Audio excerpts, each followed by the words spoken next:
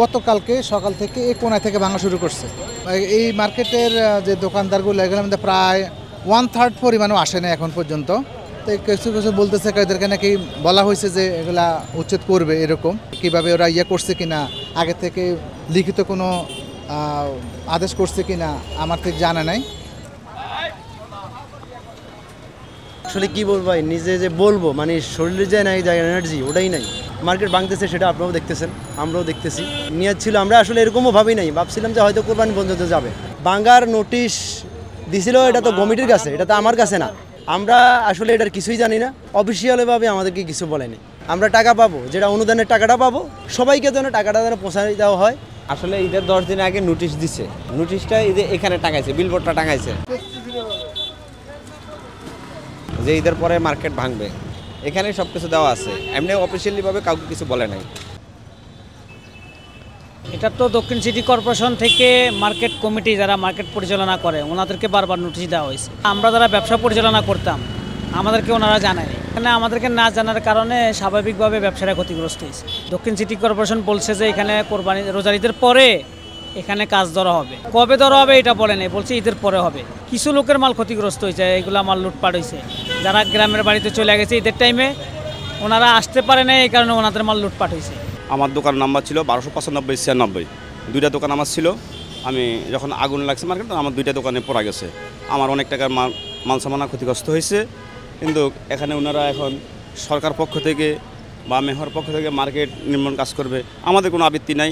Market হোক, একটা পাকা মার্কেট হোক, এলাকা সুন্দর হোক, দেশে সুন্দর হোক, এটা আমরা চাই। কিন্তু আমাদের দাবি একটাই, আমাদের দাবি হলো একটাই, এই মার্কেট দুইবার আগুনে পুড়ে গেছে। কিন্তু তখন 95-96 সনে আমরা ছিলাম না, আমাদের বাবারা ছিল, তখন আমরা ক্ষতিগ্রস্ত। এখন আগুন লাগছে, এখন আমরা ক্ষতিগ্রস্ত। এখন আমরা এটাই আমাদের দাবি। এই মার্কেটের দোকান 12 লক্ষ টাকা 13 লক্ষ টাকা দোকান, এখন দোকান হইবে আপনার 50 লাখ 60 লাখ 70 লক্ষ টাকা। না আমরা ভাড়া দিই, আমরা কি পাইলাম? অথচ যখন আগুন পোড়া যায়, গত রমজান 12 রমজান 4 এপ্রিল, তখন আমাদের দোকান প্রত্যেকটা দোকানে মাল ছিল 60-70 লাখ টাকা 80 লাখ টাকা। এক একটা দোকানের দাম ছিল কত? 12 লাখ 14 লাখ টাকা। এখন ওই দোকানগুলির দাম হইতেছে কত? 1 কোটি 1.5 কোটি 70 লাখ 80 লক্ষ টাকা তখন হবে। তখন কিন্তু মালিক পক্ষ কিন্তু কোপাল হেগো কিন্তু পড়ে নেয়, হেগো কোপাল লাখি।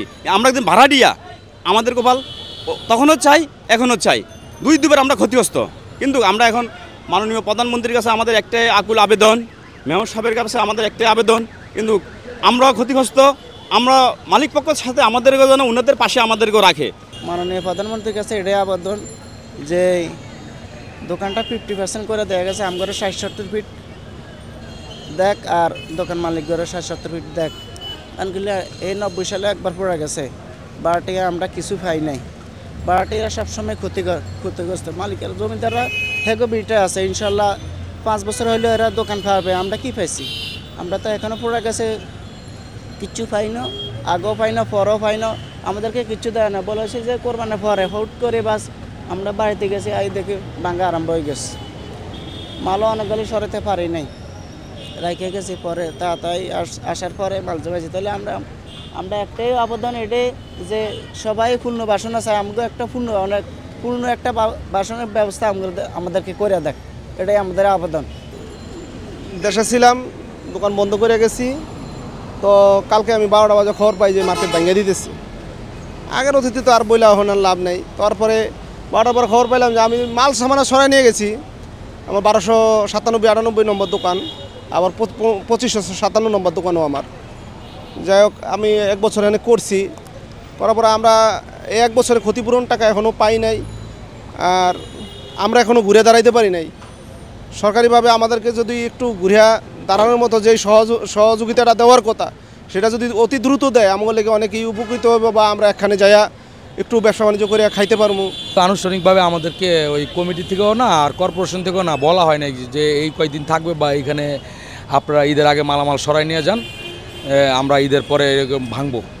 আর সবচেয়ে দুঃখের বিষয় হলো আমরা যারা ভাড়াটিয়ার দোকান মালিক আছি, প্রধানমন্ত্রীর কিছু অনুদান আছে, বিভিন্ন সংস্থা থেকেও কিছু অনুদান আছে, এই অনুদানের টাকাগুলো আমরা আদৌ পাইনি।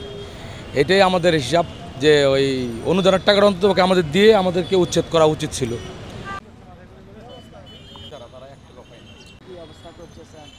বাংলাদেশ।